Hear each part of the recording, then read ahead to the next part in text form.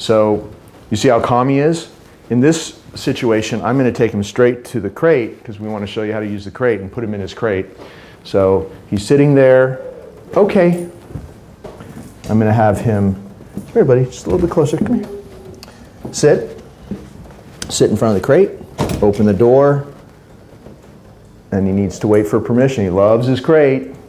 He needs to wait for permission to go in. So he's sitting with your right hand. You just pat his chest and say, go. And he'll go in. He loves going in his crate because for a long time, he's been getting rewards for going in there. So he goes in there, turns around, he gets a reward from me. I also reach in there and I take off his little prong collar and his choke chain when he's in there. And that way you avoid all that crazy hyper behavior. Very often when you're taking off or putting on his collars, the dogs are really excited, and he used to be that way too. And if you do it outside the crate, they might be moving all over the place or collapsing or struggling with you, and it's just a big game, and you want to definitely avoid that because that's really a bad behavior. It's disrespectful for you, and it's just another way to get him overstimulated. So if you do what you see me doing here, you put on his equipment in the crate and you take it off in there, he's just going to be sitting there waiting for you to do it. And if he's really overstimulated, you don't do it. Especially putting it on. He wants to come out of the crate. If he's really excited and he won't allow you to do it, you just wait him out, he'll calm down, and then you can put it on. He knows that he's not going to come out of the crate until you put on the collars. So if you're having that problem, we're not here, but if you are having that problem, that's the way you want to handle that. When you put him in his crate, you can just hang up this little prong collar on the crate door, and you can put the leash and the choke chain wherever you want, maybe on top. And you always want to hang it on the door because if you kind of ball it up together, it might get tangled up within itself. So here it just stays all nice and untangled. And he can be in his crate. He's been sleeping here overnight in the crate every night, and throughout the day he's maybe in the crate for half an hour, then he goes outside, might be in the crate for an hour and a half, and he goes back outside. So it's real random. It's just in and out all day long from this crate to the same front door, lots of free time. So going into the crate is not associated with any one occurrence. So he really knows his crate routine really well. He loves his crate. Every time he goes in the crate, he gets a reward. Every time that I have an interaction with him, he gets a reward. So if I'm going to take him out of the crate, let's say he's been in there for an hour or so and it's time to go back outside, I'm going to put this choke chain on first. And we use this choke chain in conjunction with the prong collar because just in case his prong collar ever comes off, then, especially out in public, then the choke chain takes over and you don't lose the dog. We never use the choke chain for training. That would be very damaging to the throat. So it's just hanging loose, but it's just in case this prong collar ever comes loose for some reason, then this takes over and there's no way that he can get away. So that's why we use this. But you want to put this on first, and he knows to wait at the doorway until I allow him to come out. So I'm just going to put my hand through the choke chain like that, give him the reward. As he's munching on that, I just slip it over his head. Then I attach the leash to the prong collar, just like this. Make sure it's not twisted.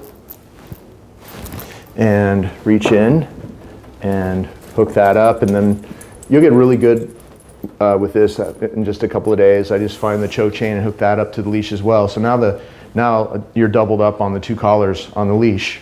And he's ready to go, but he's waiting for permission to come out, and he's doing really well, so you can give him another reward. Good. If he ever tries to come out before you release him, you just give this door a little token slam. Say no, like that. And he knows what that means, and he'll back off. But he's really good. He knows that good things happen if he waits. Good. I practiced a lot of, stepping back like that and rewarding him, and he's very good at waiting until you give him permission to come out. Good boy. So kind of turn with him on your left, pat your leg and say, okay, he's going to come out. And then you get to do another little left turn to come back and close that crate door. Because the crate door is always closed. It's closed when he's in, and it's closed when he's out, because he needs your permission to be allowed to go in.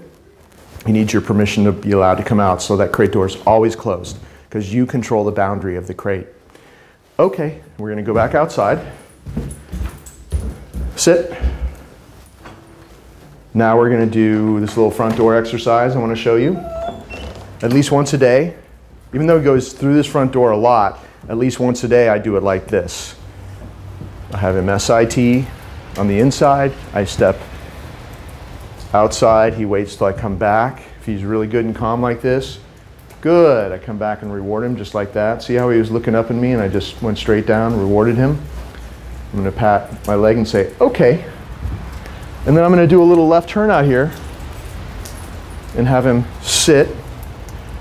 And then I'm going to do the same thing the other way. He's waiting. He's being very good. Good. Gets a little reward for being so good and waiting. Okay, we're going to do it one more time, and then when I take him out, I'm going to release him to be free.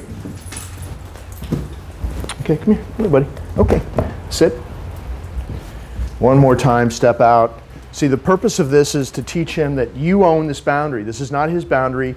He needs to wait for your permission to go through here, this front door. Very important, because one of the big problems is that dogs are running in and out of the doorway and don't listen to their owners. They just have this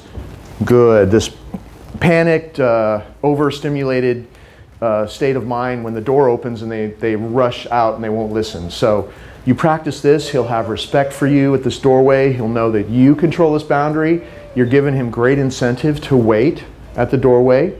And so if you practice this at your doorways, especially the main one, the front door, also front gates, this works on gates outside as well, then he'll be way more likely to wait for your permission to go through. You also have your recall, so worst case scenario, if for some reason he still wants to go through without your permission, you can call him back to come as well. But this little front door exercise is very valuable. Just another way to practice his sit-stay too.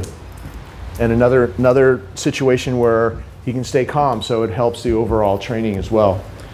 So I'm going to take him out and release him to be free and give him some free time in the yard. Okay. Sit. Go. There you go.